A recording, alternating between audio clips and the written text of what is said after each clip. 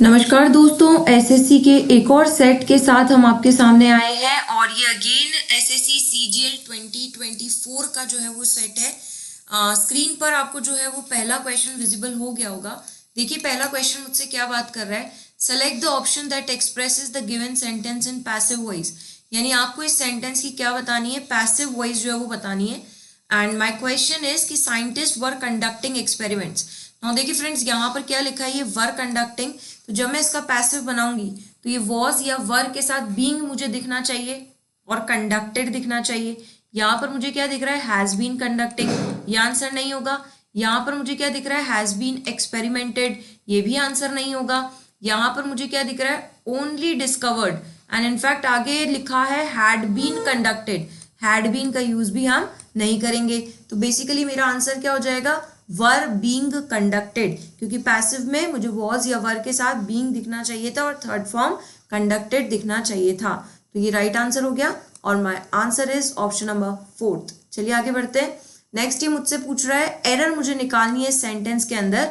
तो the employees were comfortable with me and they talked about their problems since I has worked there as a manager. Now इसमें अगर मैं first part में देखूं तो मुझे वर दिख रहा है, पास्ट टेंस है। आगे देखते हैं, या मुझे टॉक्ड दिख रहा है, अगेन पास्ट टेंस है। अबाउट देयर प्रॉब्लम सिंस के बाद वैसे भी प्रेजेंट टेंस नहीं आता है यहाँ पर, लेकिन फिर भी क्या लिखा है, प्रेजेंट टेंस लिखा है। दो तरफ पास्ट टेंस है तो ये प्रेजेंट टेंस कैसे हो सकता है, पूरा सेंटेंस सेम टेंस में होता है। तो यहाँ पर आई हैज वर्कड नहीं होगा, क्या होगा, आई हैड वर्कड। यानी कि कौन से पार्ट में गलती हुई, सेकेंड पार्ट में। ठीक है, तो my right answer is option number second which contains an error. चलिए आगे बढ़ते हैं। यहाँ पर मुझे करेक्ट ऑप्शन यानी सीक्वेंस बताना है इनसे कनेक्ट करके। नाउ देखिए अपने को ए जो है ना वो गिवन है, यानी कि ये तो फिक्स है आई। अब आप ये चेक करें आई के बाद क्या क्या आ सकता है। देखिए क्या आई के बाद दैट आ सकता है, बी ऑप्शन नहीं। आई के बाद कोई ना कोई तो वर्ब तो आएगी ना, यानी ये दोनों ऑप्शन कट गए। क्या आई के बाद जी आ सकता है, तो आई हर्ड, बिल्कुल आई के बाद वर्ब आएगी। क्या आई के बाद सी यानी कि द शेफ आ सकता है, नहीं। आई के तुरंत बाद वापस से नाउन कैसे आ सकता है, तो ये भी गलत हो गया। तो ए के बाद जी ही आएगा, ये बिल्कुल सही ऑप्शन है। तो आई के बाद मैं हर्ड बोलूं, फिर एक बार और चेक कर लेते बी लगा के, I heard that the chef, फिर क्या लगाऊं, आई इज गोइंग, यानी यहां तक बिल्कुल सही बैठ गया ना। तो you can take this your as your right answer. तो my right answer is option number second. चलिए आगे बढ़ते हैं। नेक्स्ट ये मुझसे सिनोनिम पूछ रहा है किस वर्ड का, रिपल्स का। ना रिपल्स का मतलब होता है एक्चुअली किसी से हेट करना या किसी से दूर भागना, यही कहते हैं ना अपन, रिपल्सिव नेचर होता है किसी का, तो हेट करना या फिर किसी से दूर भागना। अब किसी से रिपल्स करना, दूर भागना है, तो अपन रिपेल बोलते हैं कि नहीं बोलते हैं। रिपेल मतलब भी तो यही होता है, किसी से हेट करना और हेट के कारण हम उससे दूर भाग रहे हैं, राइट। तो रिपल्स का सिनोनिम क्या हो गया यहाँ पे, रिपेल हो गया। सब्स्टिट्यूट तो मतलब होता है उसकी जगह पर कौन आया है।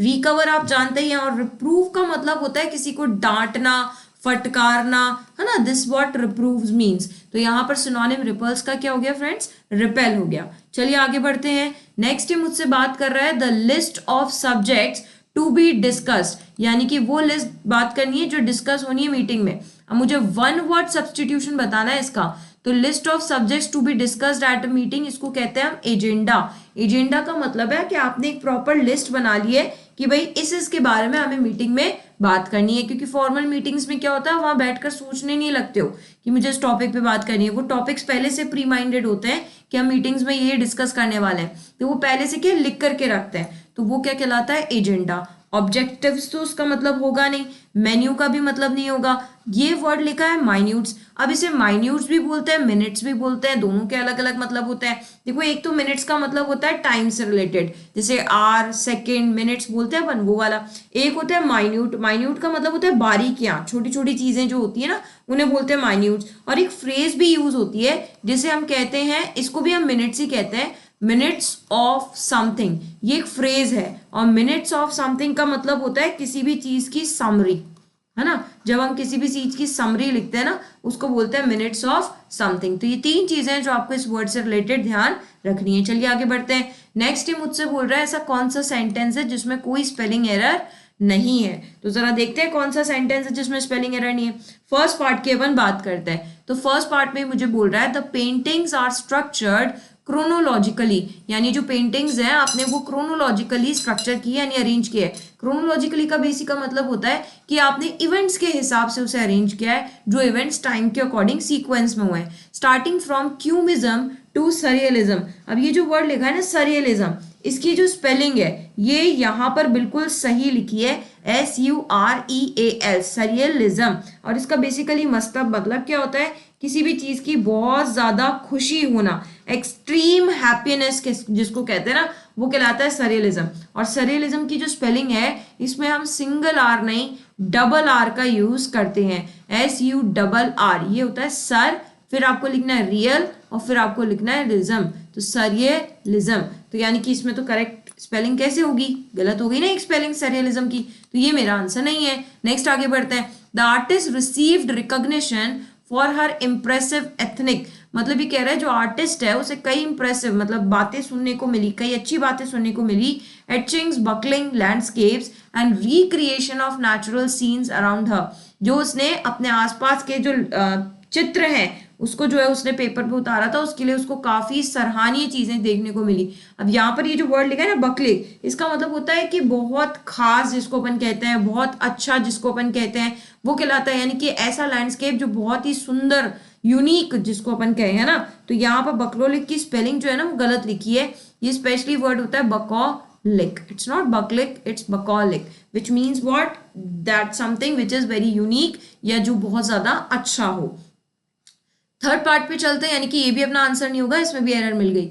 The insouciance of the rock star considering the importance of the occasion came as a shock to the audience, यानी कि किसकी तरह आया, शॉक की तरह आया ऑडियंस के पास। वो एक्सपेक्टेड स्ट्रेसफुल मोमेंट्स, जिन्होंने कैसे मोमेंट्स एक्सपेक्ट किए थे, स्ट्रेसफुल, जबकि ये कैसे आया, रॉक स्टार के जैसा। यानी कि यहाँ पर एक वर्ड लिखा है इंसोसियंस, ये अपने लिए एक नया वर्ड है जिसका मतलब होता है किसी के प्रति लैक ऑफ कंसर्न दिखाना।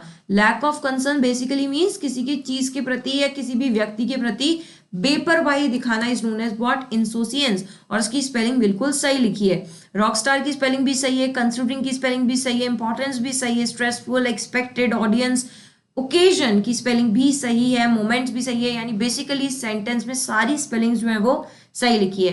तो मेरा आंसर तो मुझे थर्ड ऑप्शन मिल ही गया है, बट एक बार फोर्थ में भी अपन अपनी स्पेलिंग मिस्टेक तो निकालते हैं।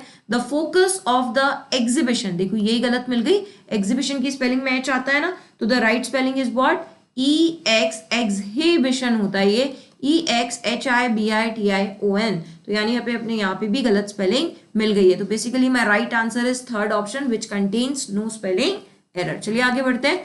नेक्स्ट एक और क्वेश्चन है जिसके अंदर अपन को एक्टिव वॉइस जो है वो बताना है कि द डक प्रेडलर वॉज अरेस्टेड। ना वॉज अरेस्टेड है तो V2 में जाएगा, यानी वर्ब की सेकंड फॉर्म आएगी, और वर्ब की सेकंड फॉर्म यहाँ फर्स्ट फॉर्म है, यहाँ वॉज है, यहाँ हैज है, तो बेसिकली यही दिख रही है वर्ब की सेकंड फॉर्म, यानी third option is my right answer. चलिए आगे बढ़ते हैं। अगेन मुझे जंबल सेंटेंस दे रखे हैं और मुझे इसे अरेंज करना है। नाउ देखिए मेरा कोई भी सेंटेंस है ना अर्थ पर एंड नहीं होगा, यानी क्यू पर एंड नहीं होगा, क्योंकि अर्थ के बाद मुझे कोई ना कोई वर्ब चाहिए ही चाहिए। नेक्स्ट यहाँ पर बाकियों से अपन अपना एंड कर सकते हैं। नाउ देखते हैं स्टार्टिंग किससे करें, तो टू आवर प्लैनेट ये अपन ऑलरेडी काट चुके हैं, यानी क्यू से भी जो है ना मेरा सेंटेंस स्टार्ट नहीं होगा, यानी सेकेंड ऑप्शन भी बेसिकली मेरा कट गया। नेक्स्ट देखते हैं द सन से स्टार्ट कर सकते हैं, sustaining life and warmth basically वैसे तो यहां से भी नहीं होगा, पर देखते हैं द सन के बाद मुझे वर्ब चाहिए, वर्ब मुझे यही नजर आ रही है, यानी कि मेरा एक पेयर बन गया कि P के बाद तुरंत बाद ही क्या आना चाहिए, O आना चाहिए, क्योंकि P talking about the subject the sun and O is giving me the verb of that subject, यानी द सन के बाद प्रोवाइड्स ही आएगा। अब देखिए क्या यहाँ PO दिख रहा है, नहीं PO यही दिख रहा है ना, तो यही बेसिकली मेरा राइट आंसर हो गया। फिर भी इसे एक बार पढ़ते हैं, the sun provides essential energy to our planet earth sustaining life and warmth, correct बैठ गया। चलिए आगे बढ़ते हैं। नेक्स्ट ही मुझसे बोल रहा है सिनोनिम बताना है एन्चेंटिंग वर्ड का, कि many people love to visit enchanting hills. अब ना एन्चेंटिंग का बेसिकली मतलब होता है किसी भी चीज को लुभाना, अट्रैक्ट करना, जिसको हम अल्योरिंग भी कहते हैं ना, यानी basically attractive is the meaning of enchanting और alluring is the meaning of enchanting, यानी किसी को भी चीज को अपनी तरफ लुभाना, आकर्षित करना, ठीक है। तो अल्योरिंग बेसिकली मेरा इसका सिनोनिम हो गया। रिस्की का मतलब आप जानते हैं, कूल जानते हैं, और इकोइंग बेसिकली होता है इको साउंड, जैसे साउंड की वाइब्रेशंस प्रोड्यूस करके उसे फैलाना is known as what, basically echo means. Next आगे बोलते हैं, अगेन आपको इनकरेक्टली स्पेल वर्ड बताना है इनमें से। देखिए कॉन्फिडेंट की स्पेलिंग है ना बिल्कुल सही लिखी है, ट्रायल्स की भी सही लिखी है, डिजास्टर्स की भी सही लिखी है, लेकिन जो सेटबैक्स है ना इसकी स्पेलिंग गलत है। सेटबैक्स की बेसिकली स्पेलिंग होती है, बैक की स्पेलिंग गलत लिखी है, सेट तो सही लिखा है, ये होता है BACKS। क्या होता है? BACKS। तो one must be confident of winning, यानी हर किसी में इतना कॉन्फिडेंट होना चाहिए कि वो जीते क्या, एंड गेनिंग, और खुद के गोल्स को जो है वो गेन कर सके। एंड मस्ट फेस, और वो सिचुएशन, डिजास्टर, ट्रायल्स और सेटबैक्स को क्या करे, फेस करे कॉन्फिडेंस के साथ। तो I got my right incorrect spelling which was setback. Setback की स्पेलिंग जो थी वो गलत थी। चलिए आगे बढ़ते हैं। नेक्स्ट है फिल इन द ब्लैंक्स का क्वेश्चन है। नाउ देखिए बेसिकली यहाँ पर हेड के बाद में तो V3 भी आ सकता है और ING भी आ सकता है। अगर मैं ING लगाऊंगी तो बेसिकली मैं उसे नाउन बनाऊंगी, तो ये तो सही है। लेकिन यहाँ अगर मैं द की बात करूं तो द के बाद तो मुझे यहाँ नाउन ही चाहिए। क्यों? क्योंकि आगे इनटू लिखा है ना। हाँ, वर्ब की थर्ड फॉर्म बतौर एडजेक्टिव में लगाती अगर यहाँ पे मुझे नाउन गिवन होता तो, पर वो है ही नहीं, तो यहाँ पर तो मुझे नाउन ही चाहिए ना, यानी यहाँ तो ING फॉर्म ही चाहिए। यहाँ ING फॉर्म चाहिए तो बेसिकली यहाँ थर्ड फॉर्म ही आएगी। अब वो ऑप्शन ढूंढे जिसमें यहाँ थर्ड फॉर्म हो और यहाँ ING फॉर्म हो। ये हो नहीं सकता, ये हो नहीं सकता, ये हो नहीं सकता, तो मेरा राइट आंसर क्या हो गया? सेकेंड ऑप्शन, कि he had clipped the clipping into smaller clips. I got, समझ में आया क्वेश्चन आपको? चलिए आगे बढ़ते हैं। नेक्स्ट क्या बोल रहा है ये? अगेन मुझे अप्रोप्रिएट ऑप्शन यानी फिलर्स यहाँ पर फिल करना है। We have postpone this movie, हमने इस मूवी को क्या कर दिया? पोस्टपोन कर दिया। आउटिंग टू मैनी टाइम्स, कई बार इसे पोस्टपोन कर दिया है। So we are going tomorrow, इसलिए हम कल जा रहे हैं। कम डैश और शाइन, अब ये फ्रेज होती है कम रेन और शाइन, यानी बारिश आए या तूफान आए, कुछ भी हो जाए हम तो जाएंगे ही जाएंगे, जिसको आप क्या बोलते हैं? एट एनी कॉस्ट भी बोलते हैं, यानी कुछ भी हो जाए हर कीमत पर हम तो जाएंगे ही जाएंगे। तो ये फ्रेज क्या होती है? कम रेन और शाइन। तो यहाँ बेसिकली रेन ही आंसर होगा। चलिए आगे बढ़ते हैं। 5 years later I was eating this same dish at the same restaurant, यानी 5 साल बाद मैं उसी सेम डिश को उसी सेम रेस्टोरेंट में खाऊं। मैं ये कैसे कहूंगी खा रहा था? 5 साल बाद की बात कर रहे हो आप, यही तो बोलोगे मैं खा रहा हूं। 5 साल बाद आज सेम उसी रेस्टोरेंट में वही सेम डिश मैं खा रहा हूं, यही बोलूंगी ना। प्रेजेंट की सिचुएशन है तो आई हैड भी नहीं होगा, क्या बोलूं? I am eating this same dish, ठीक है, क्योंकि आप ये प्रेजेंट सिचुएशन की बात कर रहे हैं। तो basically second option is my right answer. आगे बढ़ते हैं। ये मुझसे एंटोनिम पूछता है पैरालाइज्ड का। पैरालाइज्ड का मतलब आप जानते हैं ना, बॉडी पार्ट का रुक जाना। तो paralysed is basically you are unhealthy, तो इसका उल्टा क्या हो जाएगा? हेल्दी। चलो स्टिफल्ड का क्या मतलब होता है? स्टिफल्ड का मतलब होता है किसी भी सिचुएशन को या किसी भी बात को और आगे बढ़ने से रोकना। बोले यही इस बात को रोक देता है, आगे क्यों बढ़ाना? बोले ठीक है ना, हो गया जो हो गया, यहीं पे इसको स्टॉप करते हैं, वो कहलाता है स्टिफल्ड। तो किसी भी बात को या किसी भी सिचुएशन को आगे बढ़ने से रोकना is known as stifled. Next word है सल्ट्राई। तो बेसिकली सल्ट्राई का क्या मतलब होता है? ऐसा मौसम जो अपन कहते हैं ना अनकंफर्टेबल मौसम है, यानी बहुत ज्यादा गर्मी है, बहुत ज्यादा ह्यूमिडिटी है, बहुत हॉट और अनहेल्दी अनकंफर्टेबल मौसम को अगर मैं कहूं तो वो क्या कहता है? स्ट्राई। बेसिकली आप इसे हिंदी में ना बोलते हैं उमस भरा मौसम है। उमस भरा मौसम यानी बहुत ज्यादा ह्यूमिडिटी है, बेसिकली उसको हम कहते हैं सल्ट्राई। नेक्स्ट वर्ड है डिम्योर। ना डिम्योर का मतलब होता है, ये बेसिकली गर्ल्स के लिए ज्यादा यूज होता है, वो गर्ल्स के लिए जो बहुत ज्यादा ना शाई नेचर की होती है, शाई नेचर की होती है, प्लस शाई नेचर के कारण कम बोलती है, यानी कि शर्मीली टाइप जिनको बोलते हैं ना अपन, बहुत शांत नेचर है, शर्मीली टाइप है, वो कहलाता है क्या? डिम्योर। तो बेसिकली यहाँ पैरालाइज का एंटोनिम क्या हो जाएगा? हेल्दी। चलिए आगे बढ़ते हैं। Mister Arun will play. देखो अब आप कह रहे हैं कि जो मिस्टर अरुण है ना वो पे करेंगे अपनी फाइनेंशियल मिस्टेक के लिए, तो पे करेंगे तो बेसिकली आप पे के लिए ये वर्ड लगा रहे हो ना, तो डियर तो एडजेक्टिव लिखा है और वर्ब को तो कौन क्वालिफाई करता है? एडवर्ब क्वालिफाई करता है, तो विल पे डियर नहीं होगा, हम क्या बोलेंगे? विल पे डियरली, कि mister Arun will pay dearly for his financial mistake. अब यहाँ पर पे डियरली का क्या मतलब है? कि वो बहुत बड़ा भुगतान जो है ना वो अदा करेंगे, यानी बहुत बड़ी कीमत जो है वो अपनी चुकाएंगे इस फाइनेंशियल मिस्टेक की। तो यहाँ पर राइट मतलब एरर कौन से पार्ट में हो गई? थर्ड पार्ट में, कि mister Arun will pay dearly for his financial mistake. चलिए आगे बढ़ते हैं। नेक्स्ट मुझसे सिनोनिम पूछ रहा है किसका? बेसिकली इस वर्ड का जो ब्रैकेट पार्ट में है। अब बोरिंग का मतलब तो अपन जानते हैं ना, किसी भी चीज के लिए बोर हो जाना। बोर हो जाने का मतलब होता है मोनोटोनस फील करना, यानी कि ऐसा फील करना कि यार मेरा तो मन ही नहीं लग रहा है। तो मोनोटोनस जो बेसिकली है वो इसका क्या हो गया, सिनोनिम। तो बोरिंग या मोनोटोनस का मतलब होता है आप अकेला अकेला फील कर रहे हो, किसी से कुछ करने का मन नहीं कर रहा ना। यहाँ पर लिखा है मोनोलिथिक ना। मोनोलिथिक का क्या मतलब होता है, ऐसी कोई भी चीज जो किसी बड़े से पत्थर से बनी हो ना, या तो बड़े से ब्लॉक से या किसी बड़े पत्थर से जब कोई चीज हम बनाते हैं ना तो उसको बोलते हैं मोनोलिथिक। तो आपने सुना होगा मोनोलिथिक स्टैच्यूज है, मोनोलिथिक क्या फोर्ट्स है, तो उसका मतलब बड़े बड़े पत्थरों से ब्लॉक से मिलकर जो चीज बनती है उसको मोनोलिथिक कहते हैं।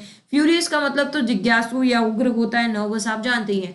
तो बोरिंग का सिनोनिम क्या हो गया, मोनोटोनस। नेक्स्ट आगे बढ़ते हैं। My sister wished me good luck before I went to stage, यानी स्टेज पे जाने से पहले मेरी सिस्टर ने मुझे क्या विश किया, गुड लक। बेसिकली इसके लिए आपको क्या चाहिए, सब्सटीट्यूट। और जो ऑप्शंस मुझे दिख रहे हैं ना, ये ईडियम्स दिख रहे हैं। इन ईडियम्स का पहले मतलब जज करते हैं फिर अटेम्प्ट करते हैं। ब्रेक एन आर्म तो नहीं होता है ना, ब्रेक अ लेग जरूर होता है। ब्रेक अ लेग का मतलब भी यही होता है कि आप किसी को क्या विश कर रहे हैं, आप किसी को गुड लक विश कर रहे हैं, वही बेसिकली ब्रेक अ लेग का मतलब होता है। सिट ऑन द फेंस का तो मतलब होता है कंफ्यूजन की स्थिति होना, यानी आपके पास दो ऑप्शंस है और आप उसमें कंफ्यूज हैं, ये करूं कि ये करूं। तो बीच मैदान में लटकना is known as what, sit on the fence. Break the ice का मतलब होता है कि चुप्पी तोड़ना, यानी कि टू स्टार्ट अ कॉन्वर्जेशन, यानी सबके सब चुप बैठे तो कैसे काम चलेगा, यानी कि बातचीत शुरू तो करनी पड़ेगी ना। तो start conversation is basically means break the ice. Sit on the fence का मतलब बता ही दिया मैंने, दो ऑप्शंस के बीच कंफ्यूज हो जाना। तो यहाँ पर तो गुड लक विश किया है ना, तो इसका राइट आंसर तो क्या हो जाएगा, ब्रेक अ लेग। चलिए आगे बढ़ते हैं। नेक्स्ट अगेन ये जंबल सेंटेंस है। अब देखते हैं यहाँ पर अपन किस किस से एंड नहीं कर सकते। देखो एफ से बेसिकली अपन एंड नहीं कर सकते क्योंकि विल के बाद इसको फर्स्ट फॉर्म चाहिए, ये कट गया। आप बी से भी एंड नहीं कर सकते, बी है ही नहीं। To by to plus verb की फर्स्ट फॉर्म से भी आपने एंड नहीं करना है क्योंकि टू प्लस वर्ब के फर्स्ट फॉर्म को अपने बाद में कुछ ना कुछ चाहिए ही चाहिए, तो ये भी नहीं होगा। अब अगेन अपन ये इन दोनों में से देखते हैं, बी से ही मुझे स्टार्ट करना है। तो द शेल्फ इन, अब ये शेल्फ जो है वो कहीं ना कहीं रखिए, इनके बाद आपको कोई ना कोई नाउन चाहिए। तो बेसिकली आपको एक पेयर बनाना पड़ेगा कि द शेल्फ नीड क्या, कोई ना कोई नाउन। अब नाउन में मुझे नीड्स होगा नहीं, तो बी के बाद डी सही लग रहा है। बी के बाद ई भी नहीं होगा क्योंकि वर्ब नहीं आएगी, तो ये ऑप्शन भी कट गया। तो my right answer is what, second option. एक बार पढ़ लेते हैं। The shelf in the kitchen needs to be, सही है, replace, so I will need to buy a piece of wood. तो my right answer is option number second. Next आगे बढ़ते हैं। अगेन आपको अरेंज करना और एक मीनिंगफुल स्टेटमेंट बनाना है। देखते हैं किस किस से एंड नहीं कर सकते। पी से हम एंड कर सकते हैं बिल्कुल यस्टरडे से। एस से भी हम एंड कर सकते हैं लेकिन क्यू से हम एंड नहीं कर सकते क्योंकि क्यू में वर्ब लिखी है वेंट, ठीक है। तो एक ऑप्शन तो गया। अब देखते हैं स्टार्ट किससे कर सकते हैं। क्या हम ओ से स्टार्ट कर सकते हैं, नहीं। वेंट से डायरेक्ट कैसे स्टार्ट कर दूं, नहीं होगा। क्या हम आर से स्टार्ट कर सकते हैं, देखो टू से कैसे स्टार्ट करूंगी डायरेक्ट, ये भी नहीं होगा। क्या हम क्यू से, अब यही एक बचा, यही अपना आंसर है, पढ़ लेते हैं इसे। क्यू बेसिकली वी है, बिल्कुल अपना नाउन है, कर सकते हैं, सब्जेक्ट बना सकते हैं। We went to the park yesterday, बैठ गया सही। तो fourth option is my right answer. चलिए आगे बढ़ते हैं। नेक्स्ट ये अगेन मुझसे एंटोनिम पूछ रहा है, किसका, विटी का ना। विटी का बेसिकली मतलब होता है जो बहुत ज्यादा कनिंग होता है ना, चतुर है या बहुत ज्यादा चालाक है, या मैं कहूँ हाजिर जवाब, यानी तुरंत इसके पास जवाब रेडी रहता है, उसको भी अपन क्या कहते हैं, विटी कहते हैं। तो बेसिकली इसका एंटोनिम पूछ रहा है, तो सॉरी तो होगा नहीं। सॉरी तो क्या होता है कि हाँ चलो इसको अपनी गलती का पश्चाताप है, वो सॉरी कहलाता है। वो फुल बेसिकली होता है उदास होना, सैड होना। तो विटी का जो एंटोनिम है वो सैड भी नहीं होगा, है ना। बेसिकली विम्सिकल का मतलब होता है, विम्सिकल इज मनमौजी, यानी जो अपने हालात में मस्त रहता है ना, अपने हाल में मस्त रहता है, वो विम्सिकल होता है। तो ये भी नहीं होगा। तो इसका एंटोनिम हो गया अनअम्यूजिंग। अनअम्यूजिंगली बेसिक का मतलब होता है कि जो बहुत ज्यादा चतुर चालाक ना हो, बहुत ज्यादा भोला हो, उसे अनअम्यूजिंग कहते हैं। तो विटी का उल्टा क्या हो गया, अनअम्यूजिंग। चलिए ये एक क्लोज टेस्ट है। बेसिकली आप वीडियो को स्टॉप कर कर इस क्लोज टेस्ट को एक बार पढ़ें और मुझे कमेंट बॉक्स में इसके आंसर कमेंट करें। उसके बाद अपन देखते हैं कि ये क्लोज टेस्ट किसके बारे में बात कर रहा है। चलिए फ्रेंड्स देखते हैं क्या ये cloze test. People often say that the stars govern their fate, यानी जो स्टार्स है ना वो क्या बताते हैं, उनकी किस्मत बताते हैं। बट दे फॉरगेट, लेकिन वो भूल जाते हैं, द फैक्ट दैट, कि जो सक्सेस और फेलियर है is the result of one's own, यानी कि आप फेल होते हैं कि आप पास होते हैं, आपको सक्सेस मिलती है, वो किस बात पर डिपेंड करता है, आपके इंसिडेंट्स पर नहीं, आपके केस पर नहीं, आपकी पावर पर नहीं, वो आपके एक्शंस पर डिपेंड करता है कि आप किस तरीके के कर्म करते हो, उस हिसाब से आपको सक्सेस और फेलियर मिलती है। If we sow chaff we can't reap grain, मतलब ये कह रहा है अगर आप, सो का मतलब होता है बोना, कि अगर आप चैफ, चैफ बेसिकली होता है राई को बोलते हैं, कि अगर आप राई बोएंगे तो आपको अनाज कैसे मिलेगा, ये कैसे पॉसिबल है, राई बो रही और मुझे है ना गेहूं मिल जाए, चावल मिल जाए, नॉट पॉसिबल ना। तो एंड द रिजल्ट और consequence of an action depends on, इसीलिए जो रिजल्ट या कॉन्सिक्वेंस होता है वो किस पर डिपेंड करता है, on what one does and to the extent, यानी किसने क्या किया है और कहां तक किया है, ही डैश इट, वो उसे क्या करेगा। अब देखो यहाँ पर ही है तो बेसिकली ही के बाद तो सिंगुलर आएगी ना, तो हैव तो आएगा नहीं, एस का यूज होना चाहिए, पुट भी नहीं आएगा, क्रिएट भी नहीं आएगा, तो एक ही ऑप्शन है does, he does it. If we work hard, अगर हम मेहनत करते हैं, we succeed only to the extent to the that we work, तो हमने जितना काम किया है हम उतनी सफलता पाते हैं। पीपल हु थिंक दैट, जो लोग ये सोचते हैं ना कि जो लॉ ऑफ कर्मा है इज डैश, वो क्या है, वो सबसे देखो इज है, तो इसके बाद मोस्ट आएगा नहीं क्योंकि मोस्ट को तो द चाहिए, मोर भी नहीं आएगा क्योंकि देन भी नहीं लिखा है, कंपैरेटिव डिग्री भी नहीं है, ग्रेटेस्ट को भी अपने से पहले द चाहिए था, तो सुप्रीम ही आएगा। इस सुप्रीम यानी कर्मा का जो लॉ है वो सुप्रीम है। में फील दैट, वो क्या फील करते हैं, that if one is destined to get something, यानी अगर किसी की किस्मत में लिखा है ना तो वो उसे मिलेगा ही, will always get it whether he strives it, मतलब वो चाहे उसके लिए मेहनत करे चाहे ना करे, बट एक्सपीरियंस टेल्स अस, लेकिन हमारा एक्सपीरियंस हमें ये बात बताता है कि दैट रिवॉर्ड एंड पनिशमेंट जो है ना वो डायरेक्ट रिजल्ट है हमारे एक्शन के। ऑनेस्टी एंड हार्डवर्क, यानी अगर आप ईमानदारी से हार्डवर्क से काम करते हैं तो वो कभी भी अनरिवॉर्डेड, यानी कि उस कभी भी बेकार नहीं जाता, एंड डैश, और क्या नहीं जाता, एक तो अनरिवॉर्डेड नहीं जाता, और दूसरा देखिए यहाँ पर है ना आप बैडली तो बोलेंगे नहीं, है ना, यहाँ पर आप हॉरिबली भी नहीं बोलेंगे।